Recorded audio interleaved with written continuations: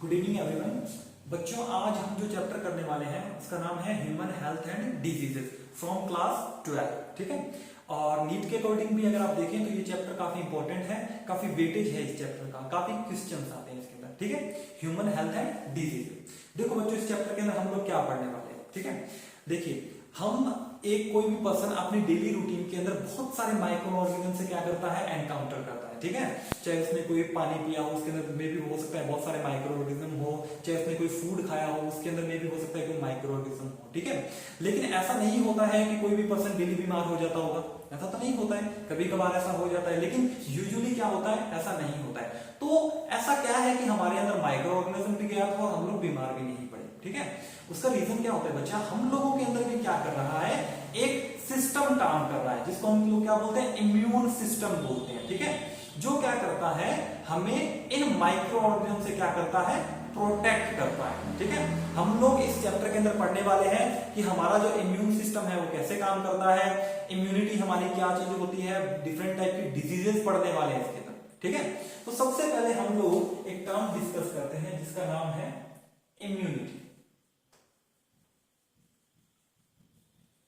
देखिए, पिछले कुछ सालों में आपने बहुत सुना होगा कि अपना इम्यून सिस्टम स्ट्रॉन्ग कीजिए, जब से क्या आया था, कोरोना आया था। ठीक है ना, तो देखिए इम्यूनिटी होता क्या है। ठीक है, इम्यूनिटी क्या होता है बच्चों, किसी भी ऑर्गेनिजम्स की क्या होती है, ओवरऑल जो एबिलिटी होती है। ठीक है, किसी भी ऑर्गेनिजम्स की जो ओवरऑल एबिलिटी होती है, किस चीज के लिए, to fight against disease causing micro organism. ठीक है ना, कोई भी डिजीज करने वाला जो माइक्रो ऑर्गेनिज्म है उसके अगेंस्ट वो किस तरीके से क्या कर सकता है, फाइट कर सकता है।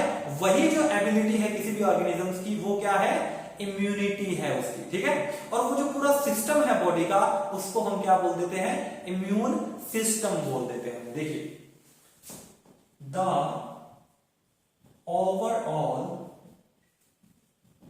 Ability of the host to fight against disease causing organism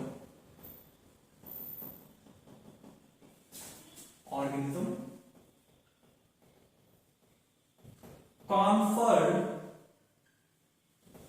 by immune system.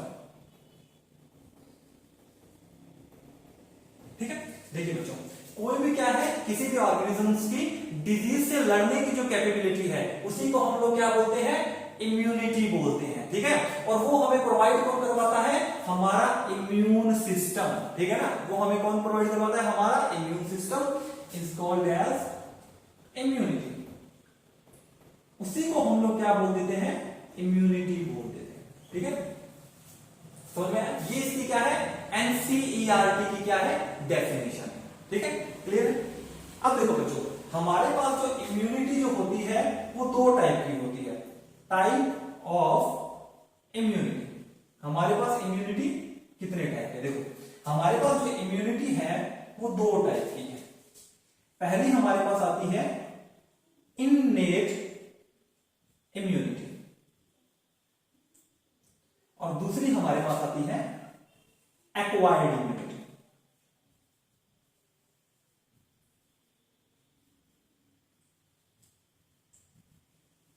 अब देखो बच्चों, इननेट इम्यूनिटी क्या है और एक्वायर्ड इम्यूनिटी क्या है। ठीक है, इननेट इम्यूनिटी हमारे पास वो वाली इम्यूनिटी है जो हमें क्या मिली है, बाय बर्थ मिली है।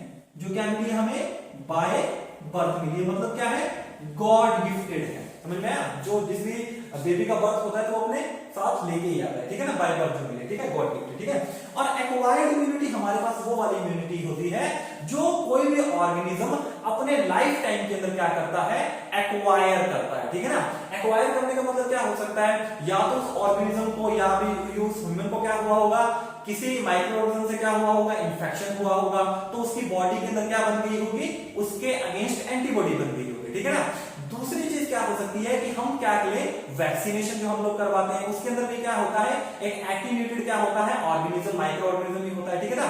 तो उससे भी हमारी बॉडी के अंदर क्या बन सकती है, इम्यूनिटी बन सकती है, ठीक है ना। तो जो बाय बर्थ आई है वो क्या है, इनेट इम्यूनिटी, और जो क्या है किसी भी ऑर्गेनिज्म ने अपने लाइफ टाइम में अचीव किया है वो क्या है, एक्वायर्ड इम्यूनिटी है। एक्वायर्ड इम्यूनिटी कैसे अचीव करता है लाइफ टाइम में, कि उसने कभी भी किसी भी माइक्रो ऑर्गेनिज्म से क्या किया, एनकाउंटर किया, ठीक है ना, तो उसकी बॉडी के अंदर क्या बन गया, एंटीबॉडी बन गई, ठीक है ना। या फिर उसने क्या किया है, इस पर्सन ने वैक्सीनेशन लिया, ठीक है ना। तो वैक्सीनेशन के अंदर भी क्या होता है, एक्टिवेटेड माइक्रो ऑर्गेनिज्म होता है, माइक्रो ऑर्गेनिज्म की वीक फॉर्म होती है, तो उसके अगेंस्ट क्या बन गई आपकी बॉडी के अंदर, एंटीबॉडी बन गई, ठीक है। समझ में आया, दो टाइप की हमारे पास क्या हो गई, इम्यूनिटी हो गई, ठीक है। अब वन बाय वन क्या करते हैं, इसको डिस्कस करते हैं।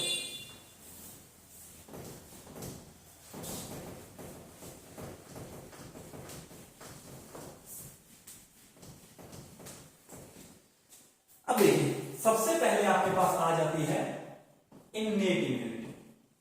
इन्नेट इम्यूनिटी, देखिए इन्नेट इम्यूनिटी आपके पास क्या है, इन्नेट इम्यूनिटी जो होती है आपके पास कैसी, बाय बर्थ है, ठीक है। और क्या होती है, ये जो इम्यूनिटी होती है क्या होती है बेटा, नॉन स्पेसिफिक होती है। क्या होती है, नॉन स्पेसिफिक। यहां पे नॉन स्पेसिफिक का क्या मतलब होता है, नॉन स्पेसिफिक का मतलब ये होता है कि ये आपको किसी भी तरीके के इंफेक्शन से क्या करेगी, प्रोटेक्ट करेगी, ठीक है ना। ऐसा नहीं है कि ये किसी वायरस के अगेंस्ट काम करेगी या किसी बैक्टीरिया के अगेंस्ट काम करेगी, ठीक है। किसी भी तरीके का आपकी बॉडी के अगेंस्ट क्या होता है, कोई भी रिस्पॉन्स के अगेंस्ट क्या करती है, काम करती है, ठीक है ना। चाहे वो वायरल इंफेक्शन हो चाहे वो बैक्टीरियल इंफेक्शन हो, ठीक है ना, किसी के लिए स्पेसिफिक नहीं है, समझ में आया। तो बेटा इसको इन्नेट इम्यूनिटी को भी हमने क्या कर दिया है, कुछ लेयर्स में क्या कर दिया, डिवाइड कर दिया, ठीक है। आपने देखा होगा किसी भी चीज का अगर हम प्रोटेक्ट करते हैं तो उसको कुछ लेयर्स बना देते हैं, ये इसकी फर्स्ट लेयर हो गई, इसके अंदर इतने लोग होंगे, सेकंड लेयर में इतने लोग होंगे, ठीक है ना। तो इसी तरीके से इन्नेट इम्यूनिटी भी है, उसकी क्या है, कुछ लेयर्स है, ठीक है ना। उनको क्या बोल देते हैं, जैसे इसको क्या बोल दिया हमने, फर्स्ट लाइन ऑफ डिफेंस, ठीक है। सेकंड लेयर जो इसकी होगी उसको क्या बोलते हैं, सेकंड लाइन ऑफ डिफेंस, ठीक है। फर्स्ट लाइन ऑफ डिफेंस जो होती है ये क्या होती है आपकी, एक्सटर्नल होती है। सेकंड लाइन ऑफ डिफेंस जो होती है वो क्या होती है आपकी, इंटरनल होती है, ठीक है। होती दोनों में क्या है, नॉन स्पेसिफिक है, वो मैंने आपको पहले मेंशन कर दिया, ठीक है ना। तो देखिए फर्स्ट लाइन ऑफ डिफेंस के अंदर आपके पास क्या क्या है, ठीक है ना। फर्स्ट लाइन ऑफ डिफेंस के अंदर आ जाएगा आपके पास फिजिकल बैरियर, क्या आ जाएंगे, फिजिकल बैरियर। और सेकंड दूसरा इसके अंदर क्या आ जाएंगे, फिजियोलॉजिकल बैरियर। देखिए फिजिकल बैरियर के अंदर क्या है, फिजिकल बैरियर के अंदर आ गया आपका स्किन।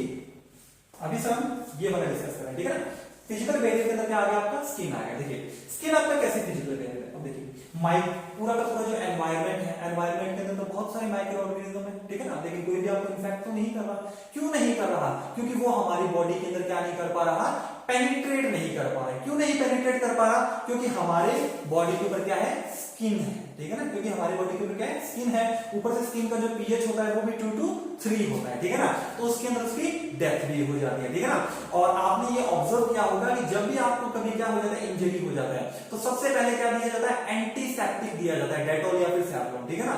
क्योंकि उस वक्त क्या हो गया है, आपका फर्स्ट लाइन ऑफ डिफेंस जो है वो क्या हो गया, हट गया। जैसे आपको इंजरी हुई तो आपकी स्किन वहां से क्या हो गई है, टूट गई है, ठीक है ना। तो सबसे पहले क्या दिया जाता है आपको, डेटॉल दिया जाता है, एंटीसेप्टिक दिया जाता है। क्यों दिया जाता है, ताकि वहां से, ठीक है ना, उस इंजरी के साइड से अगर कोई भी माइक्रो ऑर्गेनिज्म पेनिट्रेट कर गया है तो उसकी क्या हो जाए, डेथ हो जाए। समझ में आया। तो देखिए आपके पूरे एनवायरनमेंट के अंदर बहुत सारे माइक्रो ऑर्गेनिज्म है, लेकिन उनको इंटरनल बॉडी पार्ट्स तक पहुंचने से कौन रोकता है, आपका स्किन रोकता है। ये अगर हट जाए, अगर किसी पर्सन की क्या हो जाए, स्किन जल जाए, अगर कोई बर्निंग केस आ जाए, ठीक है, तो उसके अंदर जो पर्सन की जो डेथ जो का रीजन जो होता है, मेनली क्या होता है, स्किन जलने से नहीं होता। वो क्या हो जाता है कि जैसे ही उसका फर्स्ट लाइन ऑफ डिफेंस हट गया, गया, स्किन उसका हट गया, ठीक है। हटने के साथ ही एनवायरमेंट के अंदर जो माइक्रो ऑर्गेनिज्म है वो उसको क्या कर देते हैं, इन्फेक्ट कर देते हैं, इन्फेक्शन हो जाता है उसके पास, ठीक है। तो फर्स्ट लाइन ऑफ डिफेंस के अंदर फिजिकल बैरियर के अंदर हमारे पास क्या आ गया, स्किन आ गया, ठीक है ना। दूसरा इसके अंदर आ जाता है हमारे पास म्यूकस मेम्ब्रेन। क्या आ गया, म्यूकस मेम्ब्रेन, ठीक है ना। एक ऐसी मेम्ब्रेन जो क्या रिलीज करती रहती है, म्यूकस रिलीज करती रहती है, ठीक है। ये हमारे पास होता कहां पे है, म्यूकस मेम्ब्रेन की क्या होती है, लाइनिंग होती है। ये हमारे पास कहां पे होगा, gastrointestinal tract, urinogenital tract, और कहां पे होगा ये, रेस्पिरेटरी ट्रैक्ट।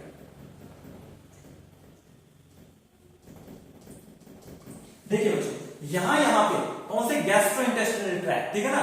गैस्ट्रो मतलब आपका जो एलिमेंट्री कैनाल की बात कर रहा हूं, ठीक है ना। आपने फूड के साथ अगर कुछ खा लिया है इन्फेक्शियस, ठीक है ना, तो वहां पे या इस वे से आपकी बॉडी के अंदर कोई पैथोजन चला गया, ठीक है, तो वहां पे भी क्या है, म्यूकस की मेम्ब्रेन है, वहां पे क्या है, म्यूकस है, तो वो उसको क्या कर लेंगे, ट्रैप कर लेंगे, ठीक है ना। इसी तरीके से अगर आपने रेस्पिरेटरी ट्रैक्ट मतलब आपने जब ब्रेथ किया, ब्रेथ जब आपने किया, जब आप एयर अंदर लेके गए, उसके अंदर अगर कोई माइक्रो ऑर्गेनिज्म है तो वहां की जो म्यूकस मेम्ब्रेन है वो उसको क्या कर लेगी, ट्रैप कर लेंगे। इसी तरीके से यूरिनोजेनिटल ट्रैक्ट है, वेजाइना है, वहां पे भी क्या है, म्यूकस मेम्ब्रेन है, जो किसी भी बाहर से माइक्रो ऑर्गेनिज्म आ रहा है इसको क्या कर देती है, ट्रैप कर देती है, ठीक है।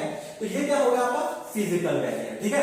फिजिकल बैरियर के बाद में आ जाता है आपके पास फिजियोलॉजिकल बैरियर। फिजियोलॉजिकल बैरियर के अंदर क्या आ जाता है, बॉडी सीक्रेशंस।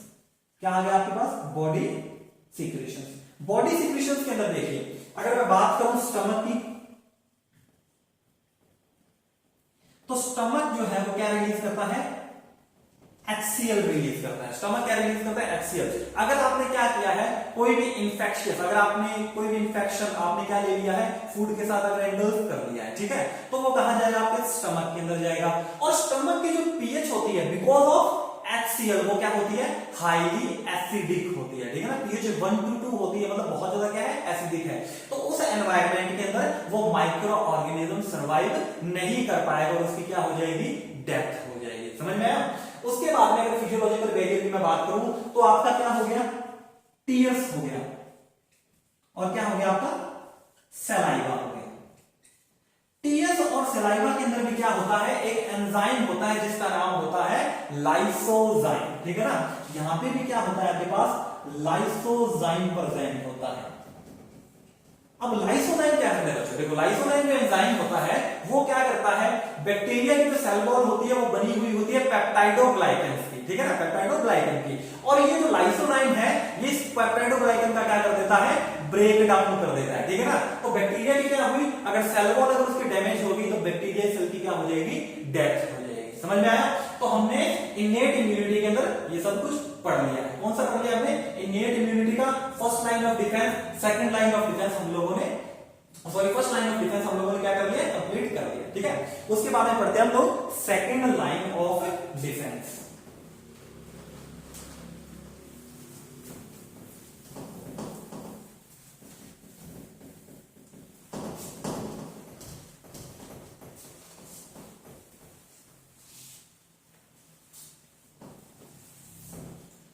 अब देखिए उसके बाद में हमारे पास क्या आ गया, सेकंड लाइन ऑफ डिफेंस आएगा।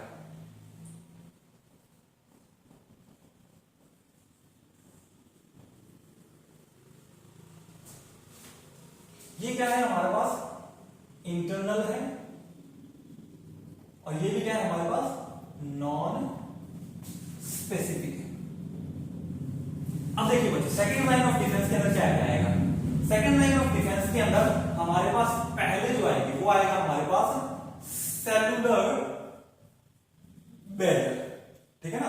कुछ ऐसी सेल्स जो क्या कर देती है, इन्फेक्शियस माइक्रो ऑर्गेनिजम्स को ग्रो होने से क्या करती है, रोक देती है, या फिर उनको क्या कर देती है, डिस्ट्रॉय कर देती है, ठीक है ना। तो वो कौन कौन सी सेल्स होती है, देखो हम लोगों ने क्लास 11 में पढ़ा था दो टाइप की सेल, फेगोसाइटिक सेल और नॉन फेगोसाइटिक सेल, ठीक है ना। यहां पढ़ते हैं हम लोग नॉन फेगोसाइटिक सेल, और ये हमारे पास आ गया फेगोसाइटिक सेल। अगर किसी को ये नहीं पता है कि फेगोसाइटिक सेल क्या होती है तो मैं बता देता हूं। देखो फेगोसाइटिक सेल क्या होती है, वैसे क्लास 11 के अंदर है, ठीक है। मान लीजिए कि ये हमारे पास कोई क्या है, सेल है, ठीक है ना। फेगोसाइटिक सेल कौन सी होती है, WBC की होती है, ठीक है ना। ये हमारे पास क्या है, WBC है, और ये कैसी है, फेगोसाइटिक है। फेगोसाइटिक क्या होता है, ये एक्टिविटी होती है। एक्टिविटी का मतलब क्या है, मान लीजिए कि यहां पे ये मेरे पास क्या है, कोई भी क्या है, माइक्रो ऑर्गेनिज्म है, ठीक है ना। ये फेगोसाइटिक सेल इस माइक्रो ऑर्गेनिज्म को क्या कर लेती है, एनगल्फ कर लेती है। क्या कर लेती है, एनगल्फ, ठीक है ना। इसको क्या कर लेना, निगल जाना, ठीक है ना। और उसके बाद में इसका क्या कर देती है, डाइजेशन कर देती है, ठीक है ना। डाइजेशन का मतलब जैसे हम लोगों ने फूड को क्या किया, एनगल्फ किया, और हमारे स्टमक के जाने के बाद में फूड का क्या हो गया, डाइजेशन हो गया। किसने किया डाइजेशन, एंजाइम्स ने। उसी तरीके से बैक्टीरिया की सेल वॉल को डाइजेस्ट करने के लिए, इसको डीएनए के डाइजेस्ट करने के लिए, इसके प्रोटीन को डाइजेस्ट करने के लिए एंजाइम्स प्रेजेंट होते हैं किसके अंदर, फेगोसाइटिक सेल के अंदर, ठीक है। किसी भी माइक्रोऑर्गेनिज्म को खा के खत्म कर देना, उसको एंगल्फ करना, फिर उसको डाइजेस्ट करना, ये क्या होती है, फेगोसाइटिक एक्टिविटी होती है, ठीक है ना। तो इन सेल को क्या बोलते हैं, फेगोसाइटिक सेल बोल देते हैं, ठीक है। तो हमारे पास देखिए दो टाइप की क्या है, सेल्स हैं, ठीक है। एक तो फेगोसाइटिक सेल है जो किसी माइक्रोऑर्गेनिज्म को एंगल्फ कर देती है, फिर उसको किल कर देती है, ठीक है। दूसरी क्या है, नॉन फेगोसाइटिक सेल है जो क्या कर देती है, डायरेक्टली किल कर देती है बिना उसको एंगल्फ के, ठीक है ना।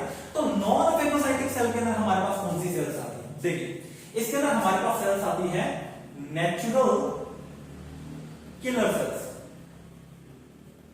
कौन सी सेल आएगी, नेचुरल किलर सेल्स, ठीक है ना। ये कब काम करती है, they act against cancer and virus infected cell, ठीक है।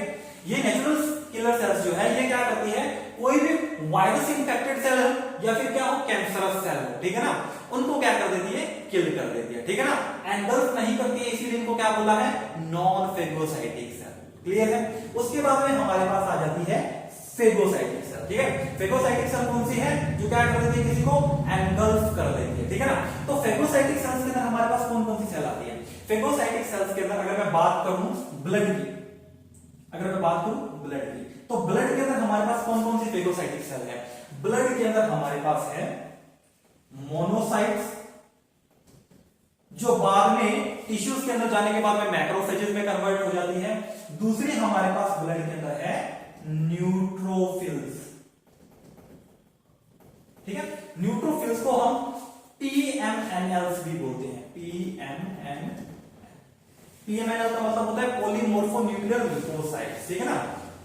इनका जो न्यूक्लियस होता है उसकी मॉर्फोलॉजी के कारण इसको पीएमएनएल्स बोला गया, ठीक है। तो ये क्या है, ब्लड के अंदर, ठीक है। कौन सी फेगोसाइटिक सेल है, मोनोसाइट्स और न्यूट्रोफिल्स, ठीक है ना। अगर मैं बात करता हूं किसकी, टिश्यू की, ठीक है ना, अगर मैं बात करता हूं टिश्यू की, ठीक है ना, तो टिश्यू के अंदर हमारे पास क्या होती है, मैक्रोफेजेस होती है। क्या होती है, मैक्रोफेजेस। यही सेल्स जब मोनोसाइट इसके अंदर ब्लड के अंदर सर्कुलेट होने के बाद जब टिश्यू के पास पहुंच जाती है तब ये क्या बन जाती है, मैक्रोफेजेस बन जाती है, ठीक है। अलग अलग ऑर्गन्स की अपनी अपनी क्या होती है, मैक्रोफेजेस सेल्स होती है। जैसे फॉर एग्जांपल अगर मैं बात करूं लीवर की, तो लीवर के अंदर मेरे पास मैक्रोफेजेस जो उनका क्या नाम है, कफर सेल्स। अगर मैं बात करूं ब्रेन की, तो ब्रेन के अंदर कौन सी है, माइक्रोग्लाया। अगर मैं बात करता हूं बोन की, ठीक है, तो बोन के अंदर मेरे पास है ऑस्टियोक्लेस्ट। बोन के अंदर मेरे पास कौन सी है, ऑस्टियोक्लेस्ट, ठीक है।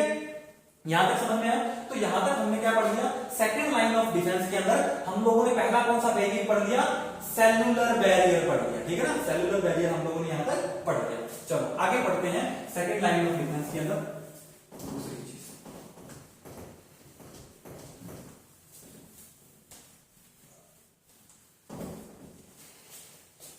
उसके बाद में हमारे पास आता है दूसरा, आता है हमारे पास इसके अंदर साइटोकाइन, ठीक है ना। दूसरा क्या है, साइटोकाइन। देखो साइटोकाइन क्या होता है हमारे पास, ठीक है ना। ये क्या होते हैं, स्मॉल क्या होते हैं, प्रोटीन्स होते हैं, ठीक है ना। स्मॉल प्रोटीन्स होते हैं जो क्या करते हैं, सेल के अंदर सिग्नलिंग का काम करते हैं, ठीक है ना। सेल के अंदर सिग्नलिंग का काम, ठीक है ना। कोई भी सेल को अगर किसी दूसरी सेल तक क्या पहुंचाना है, कोई भी इंफॉर्मेशन पहुंचाना है, तो वो क्या रिलीज करती है, साइटोकाइन्स रिलीज करती है, ठीक है ना। ये क्या होता है, स्मॉल प्रोटीन होता है जो सिग्नलिंग का मतलब एक सेल का सिग्नल किसी दूसरे सेल के पास ले जाना, ठीक है। अगर इसका मैं एग्जांपल पढ़ूं कि साइटोकाइन्स के अंदर क्या क्या आता है, ठीक है ना। तो साइटोकाइन्स के अंदर आ जाते हैं आपके इंटरल्यूकिन और क्या आ जाते हैं, इंटरफेरॉन, ठीक है। साइटोकाइन्स हमारे पास क्या है, स्मॉल प्रोटीन्स हैं, ठीक है ना, बहुत सारे होते हैं, ठीक है। और किस चीज के अंदर काम आते हैं, सेल सिग्नलिंग के लिए काम आते हैं, ठीक है ना। एक सेल किसी दूसरे सेल के पास क्या भेजती है, सिग्नल भेजती है, तो किसके द्वारा भेजेगी वो, इंटरफ्यूकिन इंटरफेरॉन इनके द्वारा, ठीक है, समझ में आया। और ये हमारी बॉडी के अंदर साइटोकाइन काम कैसे करते हैं, देखिए साइटोकाइन कैसे काम करते हैं हमारी बॉडी के अंदर, किस तरीके से सेल सिग्नलिंग करते हैं। देखिए मान लीजिए कि ये हमारे पास कोई क्या है, सेल है, ये इसका क्या है, न्यूक्लियस, ठीक है। और इस सेल को किसी वायरस ने क्या कर दिया है, इन्फेक्ट कर दिया, ठीक है ना। सेल को किसी वायरस ने क्या कर दिया है, इन्फेक्ट कर दिया है, ठीक है। तो अब ये जो सेल है, ठीक है ना, ये मेरे पास क्या है, वायरस इन्फेक्टेड सेल है, ठीक है ना। और ये मेरे पास दूसरी सेल है, ठीक है। ये मेरे पास क्या है, नॉट इन्फेक्टेड बाय वायरस, इसको किसी वायरस ने इन्फेक्ट नहीं किया, ठीक है ना। लेकिन ये वाली जो सेल है ये इसके क्या है, नेबरिंग सेल है, ठीक है ना। इस सेल को किसने इन्फेक्ट कर दिया है, वायरस ने इन्फेक्ट कर दिया, ठीक है। तो ये जो सेल है ना, ये क्या रिलीज करती है, ये एक मॉलिक्यूल रिलीज करती है जिसको हम क्या बोलते हैं, इंटरफेरॉन बोलते हैं, क्या बोलते हैं, इंटरफेरॉन, ठीक है ना।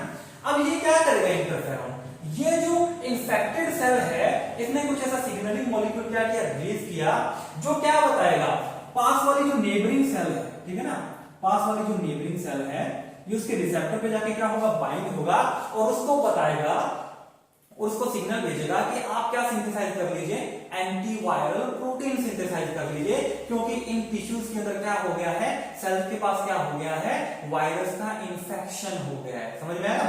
तो ये जो इंटरफेरॉन है ना, ये किसी वायरस को किल करने का काम नहीं करता, ठीक है ना। ये जस्ट क्या रिलीज करती है, जो भी वायरस इन्फेक्टेड सेल होती है, ठीक है ना, वो क्या रिलीज करती है, एक सिग्नल मॉलिक्यूल रिलीज करती है, जो इसकी नेबरिंग जो सेल्स है उनको क्या दे देता है, सिग्नल भेज देता है कि आप क्या सिंथेसाइज कर लीजिए, एंटीवायरल प्रोटीन सिंथेसाइज कर लीजिए, क्योंकि यहां क्या हो गया है, वायरस का इंफेक्शन हो गया है, समझ में आया, ठीक है ना। तो जैसे ही ये इसके रिसेप्टर के ऊपर बाइंड होगी, ठीक है ना, तो ये जो सेल है ये क्या कर लेती है, सिंथेसाइज एंटी वायरल प्रोटीन, क्या सिंथेसाइज कर लिया, एंटीवायरल प्रोटीन, इसको क्या कर लिया, सिंथेसाइज कर लिया, ठीक है ना। अब ये एंटीवायरल क्या करेगा, प्रोटीन क्या करेगा, inhibit synthesis of, inhibit synthesis, या फिर मैं इसको ट्रांसलेशन लिख सकता हूं, ट्रांसलेशन ऑफ वायरल प्रोटीन, ठीक है ना। तो ये क्या कर देता है, ये जो सेल है इसकी जो नेबरिंग सेल थी, ठीक है ना, इसने क्या कर दिया है, एंटीवायरल प्रोटीन सिंथेसाइज कर लिया है। एंटीवायरल प्रोटीन सिंथेसाइज करने का मतलब, अब अगर क्या हुआ, इस सेल को भी क्या कर दिया, इसी वायरस ने क्या कर दिया, इन्फेक्ट कर दिया है, तो ये क्या नहीं होने देगी, इस वायरस का प्रोटीन को क्या नहीं होने देगी, सिंथेसिस ही नहीं होने देगी। क्यों? क्योंकि इसके पास पहले से क्या है, एंटीवायरल प्रोटीन प्रेजेंट है। समझ में आया? क्लियर है? अगर मैं बात करूं इंटरफेरॉन की, ठीक है ना, अगर मैं बात करता हूं इस इंटरफेरॉन की, इंटरफेरॉन क्या होते हैं, ये क्या होते हैं, हमारे पास स्मॉल प्रोटीन होते हैं, लगभग कितने, 270 अमाइनो एसिड के बने हैं, ठीक है। ये किसी भी वायरस के स्पेसिफिक नहीं होते, ऐसा नहीं है कि कोई भी स्पेसिफिक वायरस आएगा ये उसी के अगेंस्ट एक्टिवेट होंगे, या कोई स्पेसिफिक कोरोना आया तो उसके अगेंस्ट कोई अलग इंटरफेरॉन बनेगा, कोई हेपेटाइटिस बी आया तो अलग इंटरफेरॉन बनेगा, ऐसा नहीं होता है, ठीक है ना। तो ये क्या है, नॉट वायरस स्पेसिफिक, ठीक है ना, ये वायरस स्पेसिफिक नहीं है, क्लियर है। लेकिन ये क्या है, ये स्पीशीज स्पेसिफिक है, ठीक है ना। ऐसा नहीं है कि किसी और ऑर्गेनिज्म की तुमने क्या आइसोलेट किया, इंटरफेरन आइसोलेट किया, ठीक है ना, और किसी दूसरे ऑर्गेनिज्म के अंदर क्या कर दिया, डाल दिया, ठीक है ना, तो वो उसकी भी सेल्स को क्या कर देगा, एंटीवायरल प्रोटीन सिंथेसिस करवा देगा। ऐसा नहीं होता क्योंकि ये क्या है, स्पीसीज स्पेसिफिक है, ठीक है ना, क्या नहीं स्पेसिफिक है, वायरस स्पेसिफिक नहीं है, ठीक है ना। साइज कितना है 270 अमाइनो एसिड, छोटा क्या है, प्रोटीन है, ठीक है ना। एक और देखिए, ये क्या नहीं करता, नॉट किल वायरस, ठीक है ना, ऐसा नहीं है कि वायरस को मार देगा, ठीक है ना, वायरस को किल नहीं करेगा, बट इनहिबिट इट्स ट्रांसलेशन, ठीक है ना, सिर्फ और सिर्फ क्या करेगा, उस वायरस की जो है वो क्या रोक देगा, ट्रांसलेशन को रोक देगा, ठीक है ना। ये 4 पॉइंट किसके लिए थे आपके पास, इंटरफेरॉन के लिए थे, क्लियर है। चलो ठीक, आगे बढ़ो।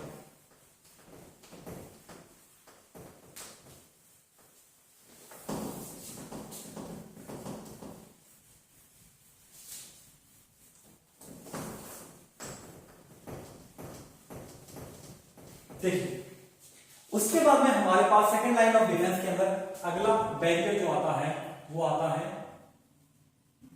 Inflammatory barrier.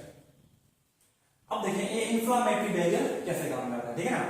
मान लीजिए कि ये किसी पर्सन की क्या थी, स्किन थी, ठीक है, ये किसी पर्सन की क्या है, स्किन थी।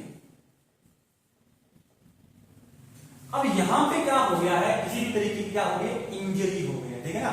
यहां का जो टिश्यू है वो क्या हो गया है, इंजर्ड हो गया है, क्या है, इंजर्ड टिश्यू, टिश्यू क्या हो गया, इंजर्ड, ठीक है ना। तो ये हमारे पास इंजर्ड टिश्यू जो है ना, ये रिलीज करेगा मेरे पास, क्या रिलीज करेगा, ये रिलीज करता है मेरे पास प्रोस्टैग्लैंडिन, ठीक है ना। ये क्या रिलीज करता है, प्रोस्टाग्लैंडिन हार्मोन रिलीज करता है, ठीक है। अब ये प्रोस्टाग्लैंडिन हार्मोन क्या करता है, ये स्टिमुलेट करता है, क्या करता है, स्टिमुलेट करता है, किस किस को स्टिमुलेट करता है ये, एक तो आपके पेन रिसेप्टर्स को क्या करेगा, स्टिमुलेट करेगा, ठीक है ना। जैसे इंजरी हुई, इंजरी टिश्यू ने क्या रिलीज किया, प्रोस्टाग्लैंडिन रिलीज किया, प्रोस्टाग्लैंडिन ने क्या किया है, पेन रिसेप्टर को क्या स्टिमुलेट किया, तो मतलब आपको क्या फील होने लग जाएगा, पेन होने लग जाएगा उस जगह, ठीक है। दूसरा ये जो है ये स्टिमुलेट करता है किसको, मास्ट सेल, ठीक है ना, किसको स्टिमुलेट करता है, मास्ट सेल को।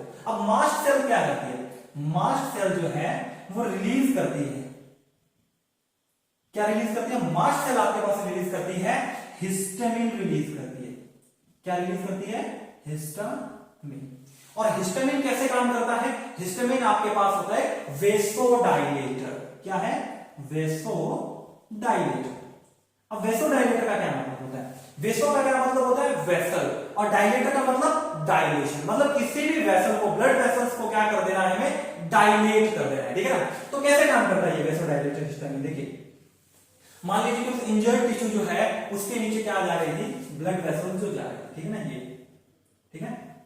और बिकॉज ऑफ दिस हिस्टामिन इनके अंदर क्या हो गया है, डायलेशन हो गया है, क्या हो गया है, डायलेशन, ब्लड वेसल्स का क्या हो गया है, डायलेशन हो गया, क्लियर है। अब अगर ब्लड वेसल्स का यहां पे अगर क्या हो गया है, डायलेशन हो गया है, तो यहां पे ब्लड फ्लो भी क्या हो जाएगा, ब्लड फ्लो क्या हो जाएगा, इंक्रीज हो जाएगा। यहां पे हमें ब्लड फ्लो इंक्रीज क्यों करना है, क्योंकि ब्लड के अंदर क्या है, डब्ल्यूबीसी है, और हमें ज्यादा से ज्यादा डब्ल्यूबीसी कहां पहुंचानी है, इंजर्ड टिश्यू के पास पहुंचानी है, ठीक है। दूसरा, जैसे ही हमारे पास ब्लड वेसल्स क्या होंगी, डायलेट होंगी, ठीक है ना, इनकी परमिएबिलिटी जो है, ठीक है ना, इनकी परमिएबिलिटी जो है वो क्या हो जाएगी, इंक्रीज हो जाएगी। परमिएबिलिटी इंक्रीज होने का यहां पे क्या मतलब है, ठीक है ना। अब यहां से क्या हो जाएगा, फ्लूइड जो है, प्लाज्मा जो है वो क्या होगा, लीक होगा, ठीक है ना, फ्लूइड क्या होगा, यहां से लीक होगा। अब अगर यहां से इस ब्लड वेसल्स में से अगर फ्लूइड क्या होता है, रिलीज होता है, यहां से क्या होता है, लीक आउट होता है, तो यहां पे क्या हो जाएगी, इस इंजर्ड टिश्यू के पास क्या हो जाएगी, स्वेलिंग हो जाएगी, ठीक है ना, क्योंकि यहां पे क्या हो गया है, एक्यूमुलेशन ऑफ फ्लूइड, ठीक है ना, यहां पे फ्लूइड क्या हो गया है, एक्यूमुलेट हो गया है, एक्यूमुलेशन ऑफ फ्लूइड, फ्लूइड का क्या हो गया, एक्यूमुलेशन हो गया, ठीक है। अब देखिए ये जो यहां से जो ब्लड आपका फ्लो हो रहा था उसके अंदर बहुत सारी क्या है यहाँ पे WBCs भी है, ठीक है ना, बहुत सारी क्या है यहाँ पे WBCs भी है, ठीक है।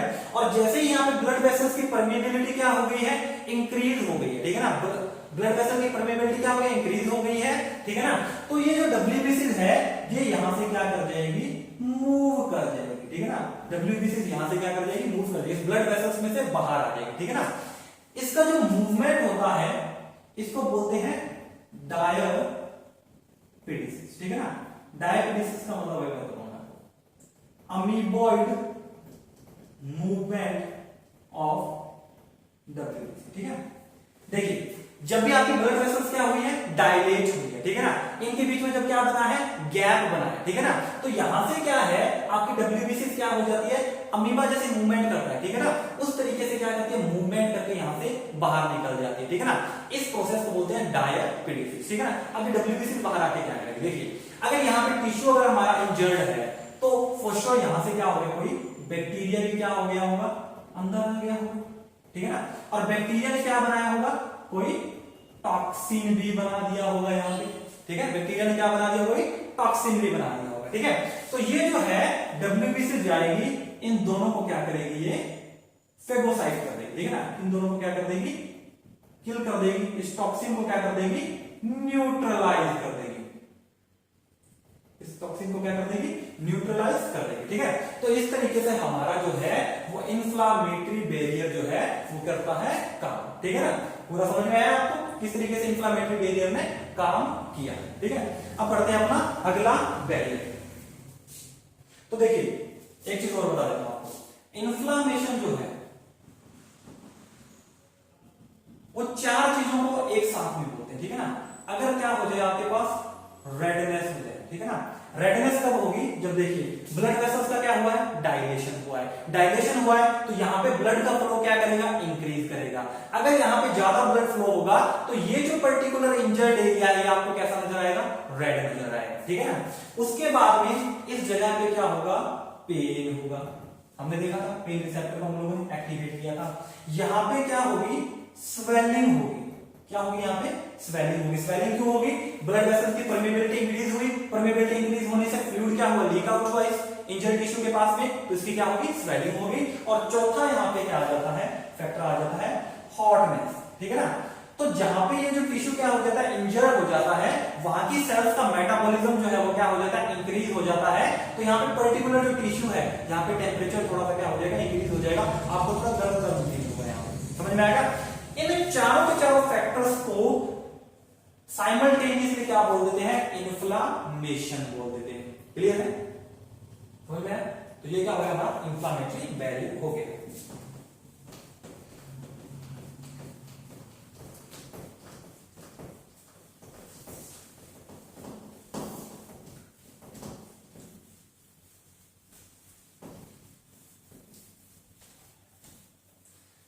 इसके बाद में अगला हम लोग पढ़ते हैं फीवर। अगला क्या पढ़ रहे हैं हम लोग, फीवर। देखिए फीवर भी क्या है, हमारे ऐसा मैकेनिज्म है जो किसी भी माइक्रोबियल ग्रोथ को क्या कर देता है, रोक देता है। कैसे रोक देता है, देखिए हमारे पास मान लीजिए कि बॉडी के अंदर क्या आ गया है, कोई भी पैथोजन एंटर कर गया, ठीक है, और हमारी बॉडी के अंदर क्या है, WBCs भी है, ठीक है ना। तो पैथोजन क्या करेगा, इंटरेक्ट करेगा, किससे, WBC से क्या करेगा, इंटरेक्ट करेगा, ठीक है ना। अब पैथोजन है तो क्या क्या सीक्रेट करेगा, रिलीज करेगा, टॉक्सिन रिलीज करेगा, क्या रिलीज करेगा, टॉक्सिन रिलीज करेगा, और पायरोजन्स रिलीज करेगा, क्या रिलीज करेगा, पायरोजन। अब देखिए पायरोजन क्या होता है, टॉक्सिन तो आपको पता है, कोई टॉक्सिक सब्सटेंस जो पैथोजन बनाता है। पायरोजन क्या होता है बच्चा, पायरोजन वो सब्सटेंस होते हैं जो किसी की बॉडी के अंदर क्या कर देते हैं, फीवर को इंड्यूस कर देते हैं, ठीक है ना। जो किसी की बॉडी के अंदर क्या करवा देते हैं, फीवर करवा देते हैं, उनको हम क्या बोलते हैं, पायरोजन बोलते हैं। तो ये दोनों को किसने रिलीज किया, पैथोजन ने रिलीज किया, ठीक है। इसी के साथ साथ हमारे पास जो WBC है वो भी क्या रिलीज कर देती है, इंटरल्यूकिन फर्स्ट के साथ साथ क्या रिलीज कर देती है, पायरोजन रिलीज कर देती है, ठीक है। ये भी क्या रिलीज कर देते हैं, पायरोजन रिलीज करते हैं। इंटरल्यूकिन जो है हम लोगों ने पढ़ा था, ये क्या है, साइटोकाइन है, सिग्नलिंग टाइप का क्या है, मॉलिक्यूल है, ठीक है। अब देखिए पायरोजन है तो मतलब जो क्या करवाता है, फीवर को क्या करवाता है, इंड्यूस करवाता है, ठीक है। और हमारी बॉडी के अंदर टेम्परेचर रेगुलेट करने का जो काम होता है वो किसका होता है, वो होता है हाइपोथैलेमस का, ठीक है। टेम्परेचर रेगुलेट करने का काम किसका है, हाइपोथैलेमस का। तो ये दोनों के दोनों जो है ना, ये क्या करेंगे, स्टिमुलेट करेंगे, ठीक है ना। ये दोनों के दोनों क्या करेंगे, स्टिमुलेट करेंगे, किसको, हाइपोथैलेमस को, ठीक है ना। दोनों के दोनों क्या करेंगे, हाइपोथैलेमस को क्या करेंगे, स्टिमुलेट करेंगे, ठीक है ना। और हाइपोथैलेमस जो है वो आपके बॉडी का जो है टेम्परेचर जो है वो क्या कर देता है, इंक्रीज कर देता है। और इसकी वजह से क्या हो जाता है, आपकी बॉडी के अंदर माइक्रोबियल ग्रोथ जो है वो क्या कर जाती है, डिक्रीज कर देती है। देखिए पैथोजन ने टॉक्सिन पायरोजन रिलीज किया, डब्ल्यूबीसी ने इंटरल्यूकिन और पायरोजन रिलीज किया, ठीक है ना। पायरोजन वो सब्सटेंस जो क्या कर देता है, फीवर को इंड्यूस करवा देता है, ठीक है। इन दोनों ने स्टिमुलेट किया किसको, हाइपोथैलेमस को। हाइपोथैलेमस हमारी बॉडी में वो पार्ट है जो क्या करता है, टेम्परेचर को रेगुलेट करता है, ठीक है। और हाइपोथैलेमस ने क्या किया, बॉडी टेम्परेचर को क्या कर दिया, इंक्रीज कर दिया, जिससे माइक्रोबियल की ग्रोथ क्या होगी, कम होगी। कम कैसे हो जाती है, देखिए बच्चों आप लोगों ने पढ़ा होगा कि हम हर एक ऑर्गेनिज्म जो होता है उसकी बॉडी की जो एंजाइम्स जो होते हैं वो किसी स्पेसिफिक टेम्परेचर के ऊपर क्या करते हैं, काम करते हैं, ठीक है ना। वो टेम्परेचर अगर क्या हो जाए, चेंज हो जाए, ठीक है ना, तो फिर वो एंजाइम काम नहीं करेंगे। इसीलिए हमारी बॉडी का टेम्परेचर हमेशा 37 डिग्री सेल्सियस रहता है, चाहे बाहर 50 डिग्री सेल्सियस हो या बाहर 0 डिग्री सेल्सियस हो। हमारी बॉडी हमेशा क्या करती रहती है, 37 डिग्री सेल्सियस को क्या करती है, रेगुलेट करने की कोशिश करती रहती है, ठीक है। क्यों, क्योंकि हमारी बॉडी के सारे एंजाइम उसी टेम्परेचर के ऊपर क्या करते हैं, बेस्ट ऑप्टिमम क्या करते हैं, वर्क करते हैं, ठीक है। अगर हमारे पास क्या हो गया है, यहाँ पे बॉडी टेम्परेचर हमारा क्या हो गया, इंक्रीज हो गया है, तो उस टेम्परेचर के ऊपर माइक्रोब्स के जो एंजाइम है वो क्या नहीं करेंगे, काम नहीं करेंगे या फिर कम काम करेंगे। तो माइक्रोब्स की ग्रोथ क्या हो जाएगी, स्लो हो जाएगी, ठीक है ना। और तब तक हमारा बॉडी जो है वो क्या कर देता है, उसके अगेंस्ट एंटीबॉडीज बना देता है और फिर क्या हो जाती है, उनकी क्या करते हैं, माइक्रोब्स को क्या कर दिया जाता है, किल कर दिया जाता है। समझ में आया, कैसे फीवर को करवा के और हम लोग क्या कर देते हैं, माइक्रोब्स को क्या कर देते हैं, किल कर देते हैं। देखिए अब फिलहाल हम जो लोग हैं हम क्या नहीं आने देते, फीवर नहीं आने देते, ठीक है ना। अभी जो है जैसे ही किसी को फीवर होने लगता है हम पैरासिटामोल ले लेते हैं, ठीक है। तो उसका रीजन क्या है बच्चा, एक तरफ से तो हम क्या कर लेते हैं, बॉडी का टेम्परेचर इंक्रीज नहीं होने देते, दूसरी तरफ से हम क्या ले लेते हैं, कुछ एंटीबायोटिक्स ले लेते हैं, ठीक है। उसका क्या फायदा होता है कि बॉडी का टेम्परेचर इंक्रीज भी नहीं हुआ और वो एंटीबायोटिक क्या कर देते हैं, हमारी बॉडी के अंदर जो माइक्रोऑर्गेनिज्म है हमको क्या कर देते हैं, किल कर देते हैं, ठीक है ना। लेकिन एंशिएंट टाइम के अंदर अगर किसी पर्सन को बुखार होता था तो वो क्या करता था, कंबल रजाई में छोड़ के सो जाता था ताकि उसके बॉडी का टेम्परेचर हाई रहे। और 2-3 घंटे के बाद में, हाई रहने के बाद में बंदे को स्वेटिंग हो जाती थी, बॉडी का टेम्परेचर लो हो जाता था एकदम। समझ में आया। तो फीवर भी जो है वो आपका क्या है, एक बॉडी का डिफेंस मैकेनिज्म है। क्लियर है।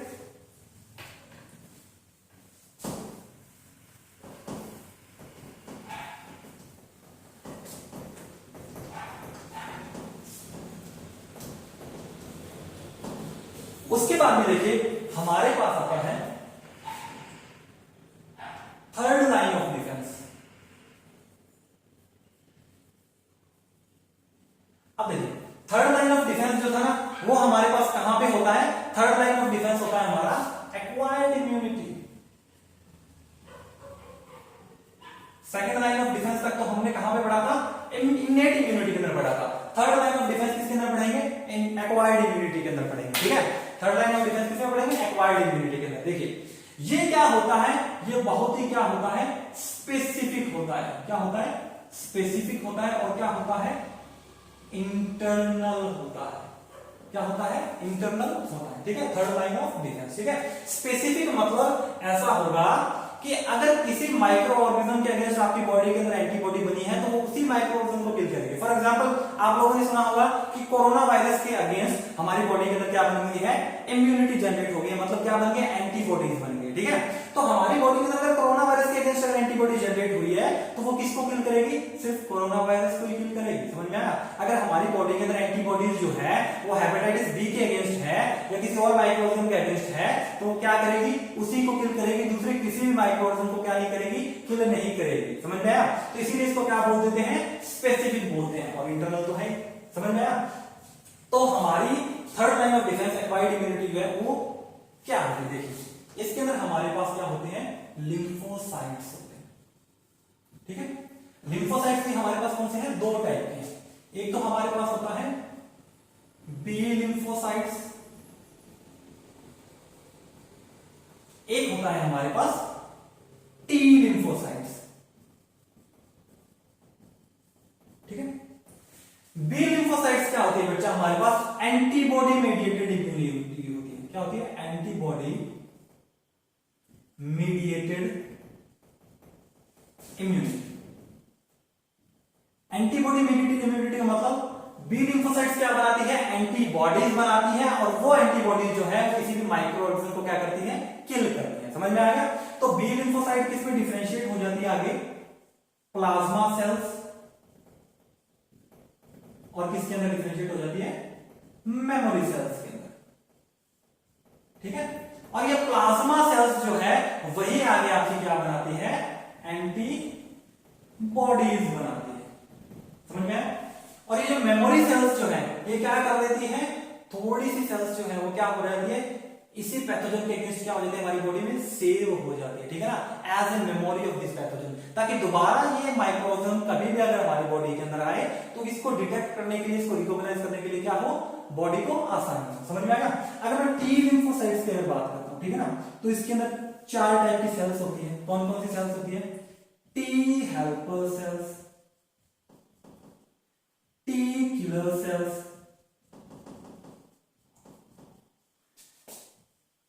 टी सप्रेसर सेल, और टी मेमोरी सेल्स। ठीक है, ये हमारे पास क्या होती है? ये हमारे पास है सेल मीडिएटेड इम्यूनिटी। ये हमारे पास क्या है?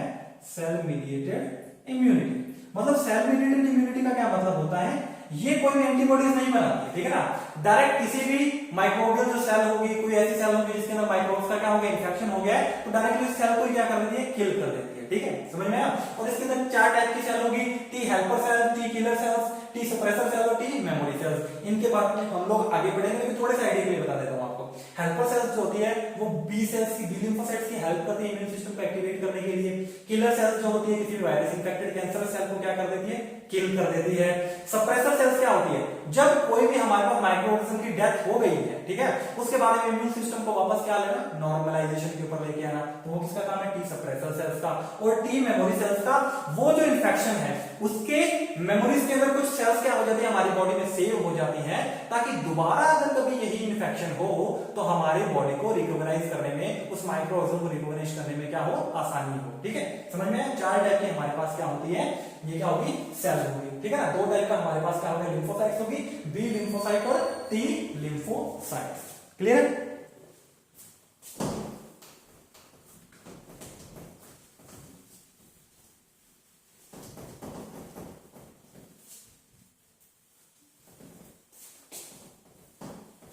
अब देखिए, अगला जो हमारे पास चीज आती है वो है हमारे पास फीचर्स ऑफ एक्वायर्ड इम्यूनिटी। हमारे पास एक्वायर्ड इम्यूनिटी जो है उसके अंदर क्या क्या फीचर्स होते हैं? ठीक है ना, क्या क्या फीचर्स उसके अंदर होते हैं? ठीक है ना, सबसे पहला फीचर इसका आता है स्पेसिफिसिटी। ठीक है ना, क्या आता है? स्पेसिफिसिटी। स्पेसिफिसिटी का क्या मतलब होता है? ठीक है ना, हमारे इम्यून सिस्टम के अंदर स्पेसिफिक ऐसी सेल होगी जो क्या करेगी? किसी स्पेसिफिक माइक्रो ऑर्गेनिज्म को क्या करेगी? डिटेक्ट करेगी। ठीक है ना, वो इसकी क्या है? स्पेसिफिसिटी है। ठीक है ना, अगर आपके पास ए एंटीजन है या फिर ए एंटीबॉडी है तो वो ए एंटीजन को क्या करेगी? डिटेक्ट करेगी। ठीक है ना, ऐसा नहीं है एंटीबॉडी आपके पास ए है और डिटेक्ट किसके कर रही है? बी एंटीजन को करेगी। नहीं, ठीक है ना, स्पेसिफिसिटी मतलब स्पेसिफिक क्या है? हमारे पास सेल है, स्पेसिफिक क्या है? हमारे पास सेल है, और वो स्पेसिफिक इसको, एंटीजन को ही क्या कर रही है? रिकॉग्नाइज कर रही है। ठीक है, समझ में? उसके बाद में हमारे पास सेकंड फीचर आता है diversity.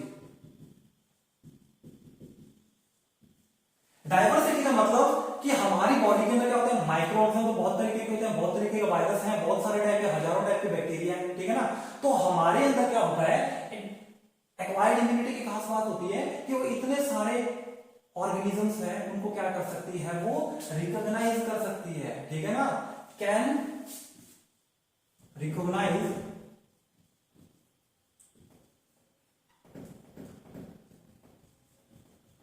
Vast number of micro organism. समझ में? उसके बाद में अगला इसका फीचर जो आता है वो आता है डिस्क्रिमिनेशन। डिस्क्रिमिनेशन, भेदभाव। यहां पे डिस्क्रिमिनेशन का क्या मतलब होता है? देखो, हमारी बॉडी के अंदर अगर इम्यून सिस्टम हमारा एक्टिवेट है तो ऐसा तो नहीं होना चाहिए कि वो क्या कर दे, हमारी बॉडी की सेल्स के अगेंस्ट क्या बना दे, कोई एंटीबॉडीज बना दे। इससे तो हमारी क्या हो जाएगी, बॉडी की सेल्स की क्या हो जाएगी, डेथ हो जाएगी, ठीक है ना। तो हमारा जो एक्वायर्ड इम्यूनिटी है उसके पास क्या होती है, डिस्क्रिमिनेशन की पावर है, क्या ना, can detect self and non self, ठीक है ना। वो क्या कर सकती है, रिकॉग्नाइज कर सकती है किसको, कि हमारी बॉडी की खुद की सेल्स हैं या फिर कोई बाहर से क्या आया है हमारे पास, पैथोजन आया है, कोई फॉरेन पार्टिकल है, ठीक है ना। इस चीज को वो क्या कर सकती है, रिकॉग्नाइज कर सकती है।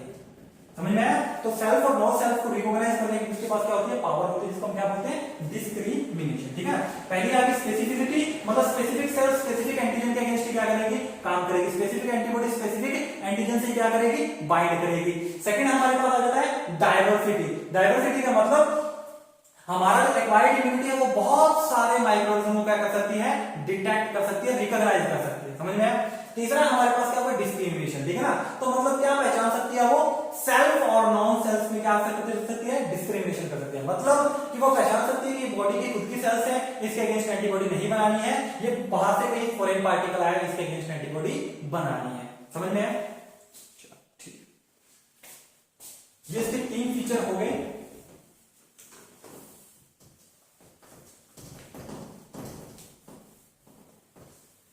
चौथा फीचर जो आता है इसका एक्वायर्ड इम्यूनिटी का, वो आता है इसकी मेमोरी। क्या आ गया है, मेमोरी, ठीक है ना। मेमोरी का बच्चों यहां पे क्या मतलब है, देखिए, जब भी हमारी बॉडी के अंदर फर्स्ट टाइम किसी भी एंटीजन का क्या होता है, एनकाउंटर होता है, ठीक है ना। फर्स्ट टाइम अगर किसी एंटीजन का एनकाउंटर होगा तो उस वक्त हमारी बॉडी का जो इम्यून सिस्टम है वो बहुत स्लोली काम करता है, ठीक है ना। वो उस एंटीजन को पहले क्या करेगा, रिकॉग्नाइज करेगा, उसको पूरा आइडेंटिफिकेशन करेगा, ठीक है ना, पूरा का पूरा उसका डिटेलिंग करेगा, फिर उसके अगेंस्ट क्या बनाएगा, एंटीबॉडी बनाएगा, ठीक है ना। तो इस प्रोसेस को तो क्या लग जाता है, बहुत टाइम लग जाता है, ठीक है ना। लेकिन इसके साथ साथ क्या हो जाता है, अगर जैसे इसको 15-20 दिन, महीना अगर लगा, ठीक है ना, तो इसके साथ साथ ये कुछ सेल्स जो है ना वो in the form of memory cells हमारी बॉडी के अंदर क्या कर देता है, स्टोर कर देता है, ठीक है ना। जिससे क्या फायदा होता है, जिससे फायदा ये होता है कि दोबारा लाइफ में अगर यही एंटीजन तुम्हारी बॉडी के अंदर दोबारा आता है, ठीक है ना, तो इसने क्या किया है, पहले से कुछ मेमोरी सेल्स क्या कर रखी है, सेव कर रखी है, किसके अगेंस्ट, इसी एंटीजन के अगेंस्ट, ठीक है ना। तो वो क्या करता है, जब दोबारा आपकी बॉडी के अंदर वो एनकाउंटर करेगा तो आपका इम्यून सिस्टम जो है वो क्या करेगा, बहुत रैपिडली काम करेगा, विद इन आवर्स क्या बना देगा, ये बहुत ज्यादा क्या बना देगा, एंटीबॉडीज बना देगा। देखिए कैसे होता है, मेमोरी देखिए, जैसे ही मान लीजिए ये कोई क्या हो गया, ये कोई भी ह्यूमन हो गया, ठीक है, ये क्या है आपके पास, पैथोजन है, जिसको मैं पैथोजन ए बोल रहा हूं, ठीक है ना। और इसका मेरे पास क्या है, फर्स्ट एनकाउंटर है। फर्स्ट एनकाउंटर मतलब ये इस ह्यूमन की बॉडी के अंदर फर्स्ट टाइम जा रहा है, ठीक है ना। ये क्या है, कंप्लीट क्या है, ह्यूमन की क्या है, बॉडी है, ठीक है। तो ये जैसे ही पैथोजन कहां गया, फर्स्ट टाइम इसकी बॉडी के अंदर गया, ठीक है। तो यहां पे मेरे पास क्या थी, मेरी बी लिम्फोसाइट्स, बी लिम्फोसाइट, और उनकी सरफेस के ऊपर क्या होते हैं, आईजीडी होता है। ये क्या है आपके पास, आईजीडी, इम्यूनोग्लोबुलिन डी होता है, ठीक है। अब ये जो पैथोजन ए जो है ये यहां पे जाके क्या हो गया है, बाइंड हो गया है। पैथोजन ए जो है वो यहां पे जाके क्या हुआ, बाइंड, ठीक है ना। तो ये जो आपकी बी सेल्स है, बी लिम्फोसाइट है, ये डिफरेंशिएट हो गई किस किस के अंदर, प्लाज्मा सेल और मेमोरी सेल्स के अंदर। क्या हो गई है, डिफरेंशिएट हो गई है किस किस के अंदर, प्लाज्मा सेल्स और मेमोरी सेल्स के अंदर, ठीक है। अब आपके प्लाज्मा सेल्स जो है वो क्या बना देंगे आपकी बॉडी के अंदर, एंटीबॉडीज बना देंगे। समझ में आया? एंटीबॉडीज में कौन कौन सी बनाएंगी, ये बनाएंगे आपके पास आईजीएम, और कौन सी बनाएगी, आईजीजी बनाएगी, ठीक है। लेकिन आईजीजी क्या बनेगा, लेस अमाउंट के अंदर बनेगा। क्या बनेगा, लेस अमाउंट के अंदर। समझ में आया? ये क्या है, फर्स्ट एनकाउंटर है, ठीक है। फर्स्ट एनकाउंटर के टाइम में आईजीजी आईजीएम क्या बनता है, ज्यादा कंसंट्रेशन के अंदर, आईजीजी क्या बनता है, लेस अमाउंट के अंदर, ठीक है ना। और कुछ क्या बन जाती है मेरे पास, मेमोरी सेल्स बन जाती है, ठीक है ना, जो क्या कर देती है, जो इस एंटीजन को क्या करती है, रिकॉग्नाइज करती है। समझ में आया? अब क्या होता है, सेम एंटीजन, पैथोजन ए, एनकाउंटर कौन सा इसका, सेकंड एनकाउंटर, क्या है, सेकंड एनकाउंटर, मतलब दूसरी बार आपकी बॉडी क्या आ गई है, सेम एंटीजन की चपेट के अंदर आ गई, ठीक है। तो ये जैसे ही इस बार एंटर करेगा, ठीक है, तो इस बार आपकी मेमोरी सेल्स जो है ना, मेमोरी सेल्स जो है आपकी, जो कौन सी है, मेमोरी सेल्स जो है, वो क्या बना देगी, हाई इंटेंसिटी से क्या बनाएगी, हाई इंटेंसिटी से क्या बनाएगी, एंटीबॉडीज बनाएगी, ठीक है ना। पहला जो एनकाउंटर था वो क्या था, लो इंटेंसिटी वाला था, ठीक है ना, बहुत टाइम लग जाता है, ठीक है। लेकिन सेकंड जो एनकाउंटर है उसके अंदर क्या बनेगा, बहुत हाई इंटेंसिटी से एंटीबॉडी बनेगी। और कौन कौन सी वाली बनेगी, सेकंड एनकाउंटर के टाइम जो है आपके पास आईजीजी जो है वो क्या बनेगी, हाई अमाउंट के अंदर बनेगी, ठीक है ना। और आईजीएम क्या बनेगी, लेस अमाउंट के अंदर बनेगी। समझ में आएगा नहीं, ठीक है। तो आपकी बॉडी के अंदर जब भी कोई पैथोजन फर्स्ट टाइम एंटर करता है तो आपकी बॉडी को टाइम तो लगता है इसको रिकॉग्नाइज करने के अंदर। रिकॉग्नाइज करने के बाद में एक बार जब आपकी बॉडी में एंटीबॉडीज बन जाती है और उसको किल कर देती है माइक्रोब्स को, फिर कुछ जो सेल्स हैं वो एज ए मेमोरी सेल्स आपकी बॉडी के अंदर क्या हो जाती है, सेव होती है। इसी पूरे के पूरे मैकेनिज्म के ऊपर क्या काम करता है आपका, वैक्सीनेशन काम करता है। जब हम वैक्सीनेशन पढ़ेंगे तो मैं आपको बताऊंगा ये पूरा का पूरा जो प्रिंसिपल है इसमें कैसे काम आता है, समझ में आया। और यही पैथोजन जब तुम्हारी बॉडी के अंदर दोबारा एंटर किया, ठीक है ना, तो इस बार क्या हुआ, हाई इंटेंसिटी से क्या बनी आपकी बॉडी के अंदर, एंटीबॉडीज बनी। समझ में आया? कौन सी एंटीबॉडीज ज्यादा बनी, आईजीजी ज्यादा अमाउंट के अंदर बनी, आईजीएम कम अमाउंट के अंदर बनी। क्लियर है?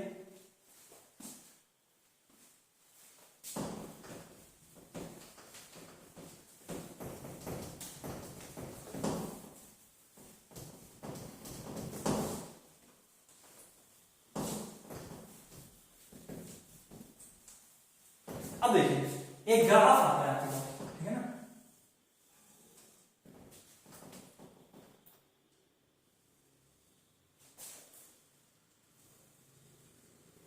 ठीक है ना, ये किसका है, ये अपने पास है आईजीएम का ग्राफ, ठीक है ना, आईजीएम का, ठीक है ना। ये यहां पे क्या हो रहा है हमारे पास, फर्स्ट एनकाउंटर हो रहा है, ठीक है ना। ये यहां पे क्या हो रहा है हमारे पास, सेकंड एनकाउंटर हो रहा है। समझ में? ठीक है। तो फर्स्ट एनकाउंटर के अंदर अपने पास आईजीएम क्या बनती है, फर्स्ट एनकाउंटर के अंदर आईजीएम क्या बनती है, मोर, आईजीजी क्या होती है, लेस, ठीक है ना। इसके अंदर कौन कौन सा है हमारे पास सेल्स इन्वॉल्व है, बी लिम्फोसाइट्स और कौन सी, टी लिम्फोसाइट्स, ठीक है। तो बी लिम्फोसाइट जो है वो तो क्या बनाती है, एंटीबॉडीज बनाती है। टी लिम्फोसाइट एंटीबॉडीज नहीं बनाती है, लेकिन बी लिम्फोसाइट को हेल्प करती है क्या बनाने में, एंटीबॉडीज बनाने के लिए। समझ में आ गया? यही जब क्या होता है, आपको पता है फर्स्ट एनकाउंटर में हमारे पास आईजीजी जो है वो क्या बनती है, कम बनती है, ठीक है ना। लेकिन जब भी उसका सेकंड एनकाउंटर होता है तो आईजीजी क्या बनती है, हाई अमाउंट के अंदर बनती है। समझ में आएगा? ठीक है ना। सेकंड एनकाउंटर में हमारे पास आईजीजी क्या होगा, हाई होगा, आईजीएम क्या होगा, लेस होगा। समझ में आया? आईजीएम क्या हो जाएगा हमारे पास, लेस हो जाएगा, ठीक है। समझ में आया? फर्स्ट एनकाउंटर में आईजीएम ज्यादा बनती है, आईजीजी कम बनती है, ठीक है ना। बी लिम्फोसाइट और टी लिम्फोसाइट दोनों के अंदर इन्वॉल्व होता है। बी लिम्फोसाइट एंटीबॉडीज बनाती है और टी लिम्फोसाइट क्या करता है, एंटीबॉडीज बनाने में बी लिम्फोसाइट की क्या करता है, हेल्प करता है। समझ में आ गया? ये जो हमारे पास फर्स्ट एनकाउंटर जो होता है ये लो इंटेंसिटी वाला होता है, ठीक है ना। ये जो होता है हमारे पास ये क्या होता है, हाई इंटेंसिटी वाला है। इसके अंदर भी कौन कौन सी इन्वॉल्व होती है, बी लिम्फोसाइट और टी लिम्फोसाइट। क्लियर है? तो यहां तक बच्चों हम लोगों ने क्या कर लिया है, लगभग फर्स्ट सेक्शन ऑफ क्या है, हमने ह्यूमन हेल्थ एंड डिजीज का, इम्यूनोलॉजी का क्या कर लिया, कंप्लीट कर लिया। चलो थैंक यू बच्चों।